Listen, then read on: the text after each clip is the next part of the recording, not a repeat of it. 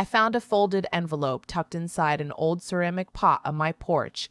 I almost threw it away. It had been sitting there for 3 days before I noticed it wasn't junk mail, no return address. Just my name, written in careful, deliberate handwriting that looked like someone had learned penmanship from a nun in 1965. I set it on the kitchen counter and forgot about it for another 2 days. That detail still makes me laugh now, in a way that also makes me want to cry a little because of what was inside. But I'm getting ahead of myself. I'm 63 years old. I run a small alterations and dry cleaning shop on Millbrook Avenue in Claremont, Ohio. Have been running it for 22 years. My late husband Dale started it. He had the idea. I had the sewing skills. And for 11 years, we built something we were both proud of. When he passed, my daughter thought I'd sell. My son-in-law offered to help me transition out, which I knew meant he thought I'd fall apart. I didn't fall apart, but I came close, twice, and the second time was 2 years ago when I genuinely did not know if I was going to be able to keep the lights on. The dry cleaning equipment needed replacing. The commercial boiler had a crack that my repairman, a patient man named Gus who'd been fixing machines since before I was born, told me was not an emergency yet, but it will be. The neighborhood had changed. 2 new strip malls opened up on the east side of town with bigger parking lots and drop-off apps on your phone. Younger families weren't coming in. My regulars were aging. Some of them had moved closer to their kids in other states. Some of them had just stopped needing their good clothes pressed. I was working 6 days a week and still finishing most months about $400 in the red. I'd stopped telling my daughter how bad it was. She worried enough about me already. She'd gone through her own hard years, a divorce, a custody situation that nearly broke her, then building herself back up, and I wasn't going to add my problems to her plate. So I smiled when she called. I said things were steady. I started eating more meals at home and fewer at the diner up the street. That was the fall that Edmund showed up. He was standing outside my shop on a Tuesday morning in October, just standing there when I pulled up at 7:15 to open. He had a canvas duffel bag at his feet and a cup of gas station coffee in his hand. He was probably in his mid-60s, I guessed, though his face had the kind of weathering that makes it hard to tell. White stubble, a gray jacket that had been a good jacket once. Clean hands, I noticed. I always notice hands. It's an occupational habit. I asked if he needed something pressed. I said it kind of flat, not unfriendly, but not exactly warm either. I'd had a few people try to use my back doorstep as a sleeping spot that summer, and I was cautious. He said no. He said he'd heard I might be looking for help. I hadn't posted anything, hadn't told anyone really. I'd mentioned to Gus once, offhandedly, that I could use an extra pair of hands a few days a week. Gus must have said something to someone. I told him I couldn't pay much. He said that was fine. I told him it would be physical. Moving heavy bags, loading equipment, some cleaning. He said that was fine too. I asked if he had somewhere to stay. He looked at me for a moment. Not defensive, not embarrassed either. Just honest. Not embarrassed either. Just honest. Not currently, he said. I don't know what came over me. I really don't. My daughter would say it's because I never learned to leave well enough alone. My son-in-law would say it's because I was lonely and not thinking straight. Maybe both things are partially true. I told him there was a storage room off the back of the shop. Not much. A cot, a space heater, a sink. I'd let a cousin's kid stay there once for a few weeks between apartments. I said he could use it, no charge if he worked 4 days a week. He nodded once, picked up his duffel bag and said, "Thank you. I won't give you reason to regret it." I didn't ask his last name. He didn't offer it.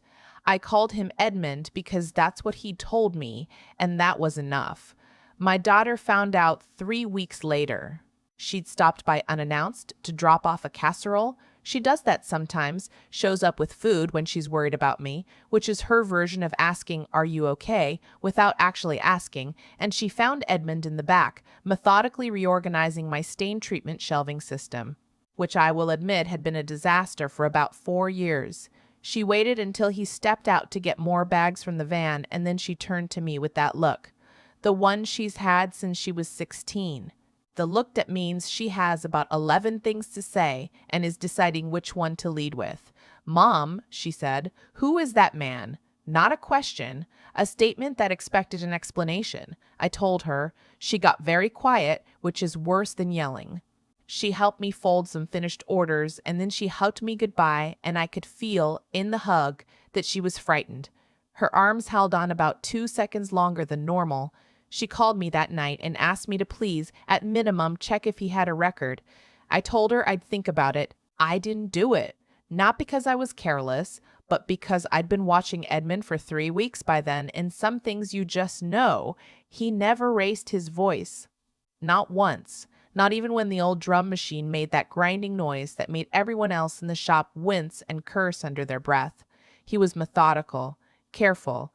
He would finish one task completely before beginning another, which sounds small, but in a busy shop it's rarer than you'd think. He held the door for customers without being asked. He learned the names of the regulars. My Tuesday morning ladies, the man who brought in his deceased wife's coats every year to keep them maintained, even though he had no one to give them to, and he remembered details about their lives. He wasn't trying to charm anyone, that was the thing. He was just paying attention. What I didn't know for a long time was how much he was watching, how much he was quietly filing away. About 2 months in, he asked if he could look at the intake system. The paper tickets I'd been using since Dale set up the shop, color-coded by service type, filed by day, tracked in a binder. I said sure, half expecting him to shrug and move on. He spent 3 evenings after closing redesigning it.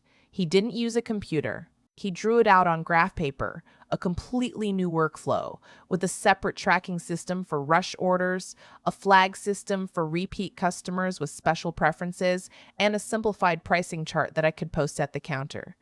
When he showed it to me, I just stared at it. "Where did you learn this?" I asked. He said, "I used to be in logistics. I didn't push." He had a way of answering questions that told you exactly as much as he wanted you to know, and no more. Not evasive, just private. I respected it, because I'm private too. What I can tell you is that after I implemented the new system, I stopped losing rush orders. I stopped having to refund customers who'd been given wrong completion dates.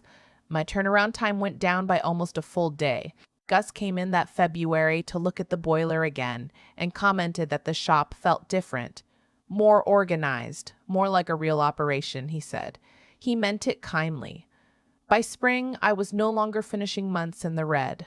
I'm going to tell you about a moment that I think about more than any other from those 2 years. It was a Thursday evening in March. A woman came in about 20 minutes before closing, late 50s, professional looking, obviously 50s, professional looking, obviously flustered. She'd been referred to me by another customer.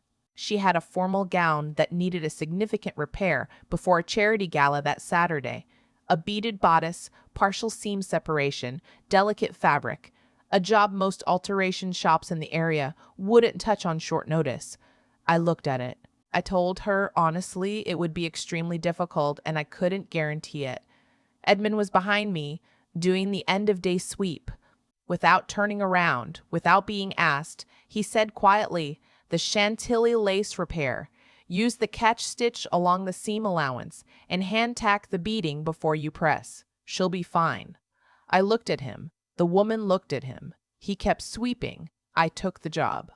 I did it exactly as he said. The gown was done by Friday afternoon, and it was frankly the best repair work I'd done in years. The woman cried a little when she picked it up. She sent me a card afterward. Later that night, after closing, I sat down next to Edmund while he was reading, and I asked him, straight out, how he knew that. He was quiet for a moment. Then he said, "My mother was a seamstress. I watched her for 20 years. He said it in a way that closed the subject. I let it close the subject. I let it close. But I thought about it for days. By the second year, Edmund had become something I didn't have a word for. Not an employee, exactly. Not a friend in the way I'd usually use that word. Something adjacent to family, maybe. The quiet, steady kind. The kind that doesn't require maintenance. He'd started doing small repairs around the shop without being asked. a hinge on the side door that had been loose for a year, a tile in the bathroom floor that rocked when you stepped on it.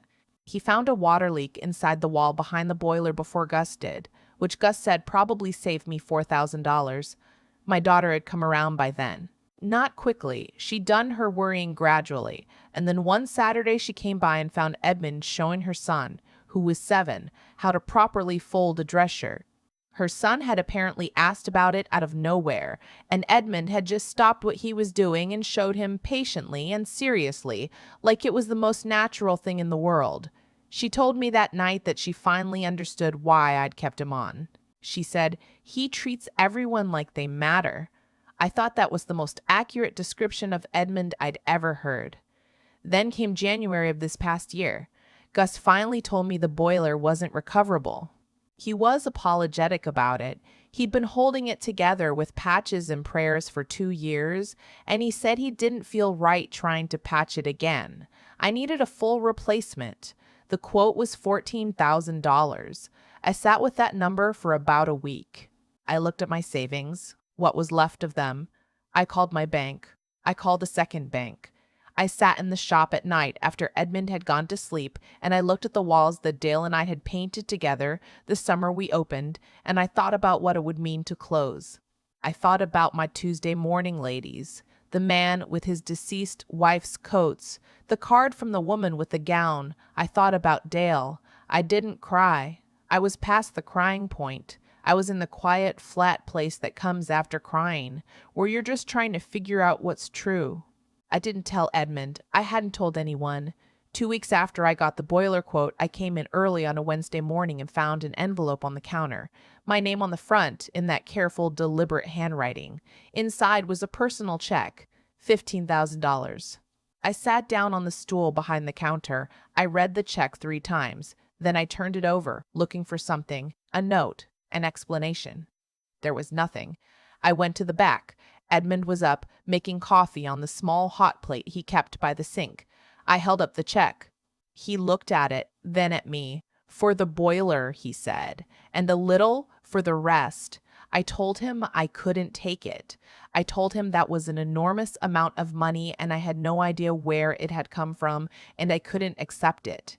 He poured 2 cups of coffee. He set one in front of me and sat down. He said, "I haven't told you much about my life before. I know that." I said, "You don't owe me that." He said, "I know I don't, but I want to." What he told me over the next hour was this. He had been, for most of his professional life, an engineer. Not a contractor, a senior structural engineer at a firm in Pittsburgh that specialized in industrial facilities. He had worked there for 31 years. He had risen to the point where he was overseeing projects across 3 states. He had also, in his 50s, gone through what he described simply as a collapse. Not a financial one, a personal one. His wife had left. His son had gone years without speaking to him. He had made choices during a period of his life that he wasn't proud of, not illegal ones, he was clear about that, but choices that cost him the relationships he'd valued most. He had left the firm at 60, voluntarily. He'd liquidated most of what he owned, a house, investments, a pension he'd taken early, and given a significant portion to his ex-wife and his son. He said he owed them that, and he'd wanted to give it freely, not under court order. What he had left, kept in an account he hadn't touched, was still considerable. He said he'd been walking for about 14 months before he'd come to Claremont, not aimlessly, purposefully, he said, though he hadn't been able to explain the purpose even to himself at the time. He'd been trying to find out whether he still knew how to be useful, whether he was still worth anything to anyone without the title and the salary and the professional reputation. He said my shop had given him the answer. I didn't say anything for a while. The coffee was getting cold. Then I asked about his son. He was quiet. Then he said that they'd been in contact for about 6 months. Carefully, slowly. He said his son had a daughter now, a girl, 8 months old, and that he had, a few weeks earlier, received a photograph in the mail. He pulled out his wallet and showed it to me. A baby in a yellow onesie, grinning the wide gum and drool grin of a person who has not yet learned to be cautious about the world. I thought I wasn't going to cry. I was wrong. I took the check. I want to be honest about that because I think some people in my position might say they refused it, and I don't think refusing it would have been the right thing. He wanted to give it. It would have been a kind of insult to refuse, a way of saying that his choice didn't matter, that his desire to do something good had no weight. I took it. I called Gus. We ordered the boiler.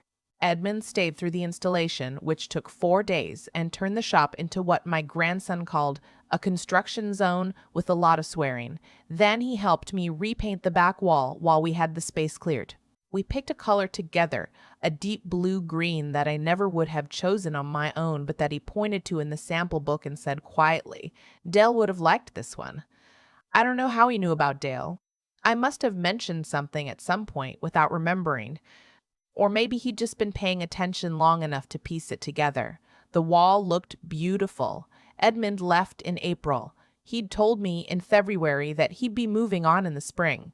His son had invited him to come stay. Not permanently, not with any pressure, just an open door. He said he thought it was time to walk through it. I said I thought so too. My daughter asked if I was sad.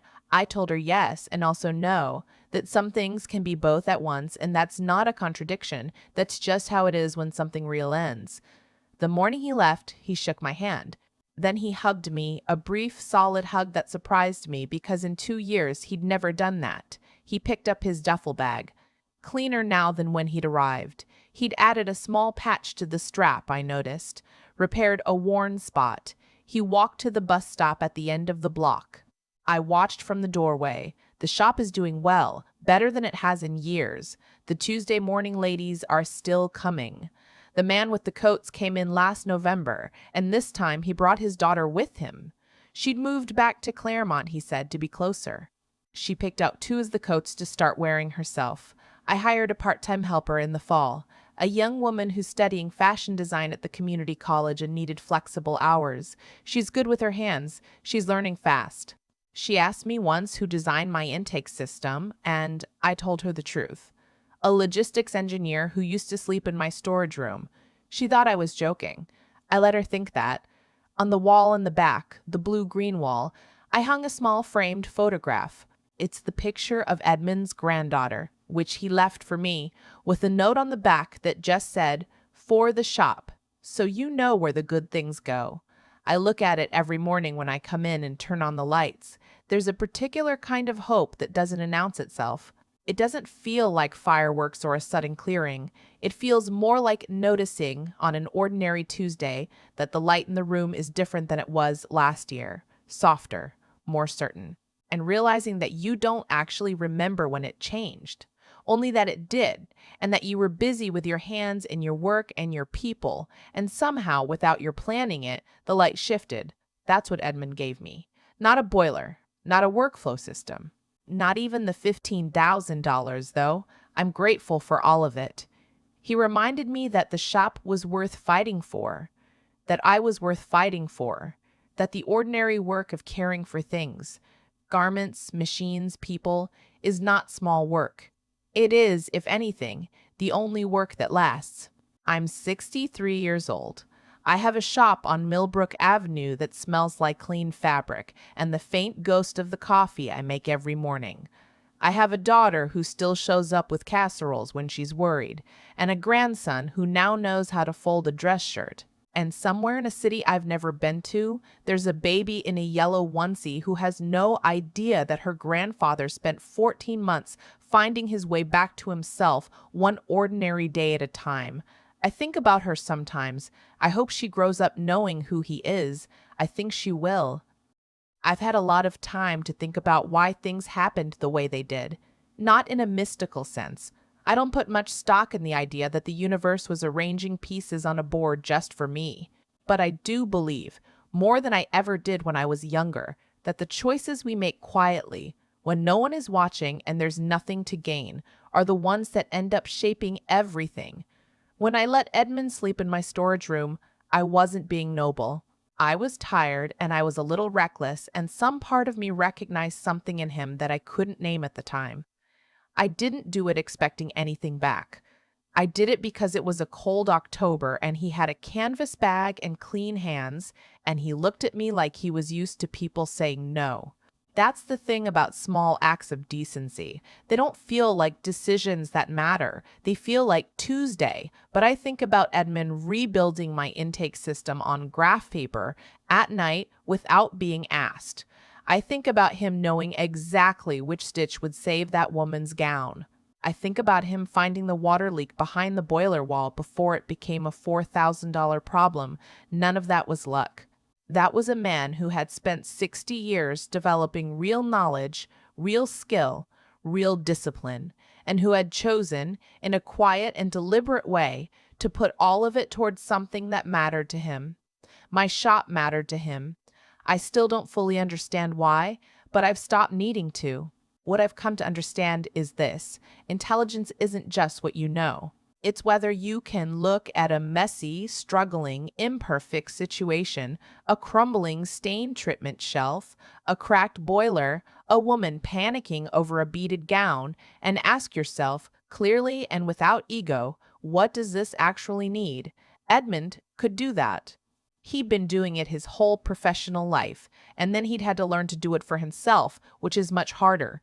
The resilience part, that's what I think about most. He lost his marriage. He lost years with his son. He made choices he couldn't undo. And instead of calcifying around those losses, instead of deciding that the story was over, he picked up a duffel bag and walked until he found somewhere he could be useful. That's not surrender. That's a kind of courage that doesn't get enough credit because it doesn't look like courage. It just looks like a man sweeping a floor. I try to apply that to my own life now.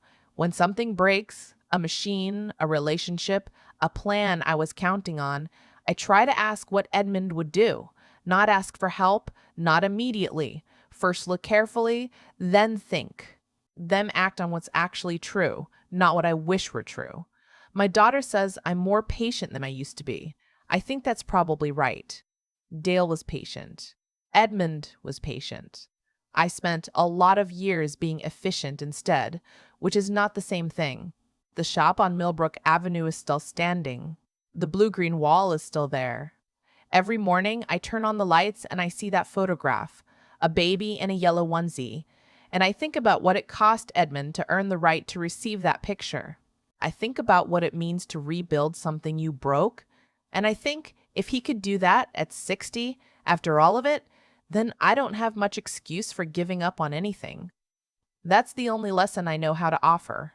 Not a formula, just a life I watched, up close, for 2 years, and what it showed me about what people are capable of when they stop waiting for permission to start over.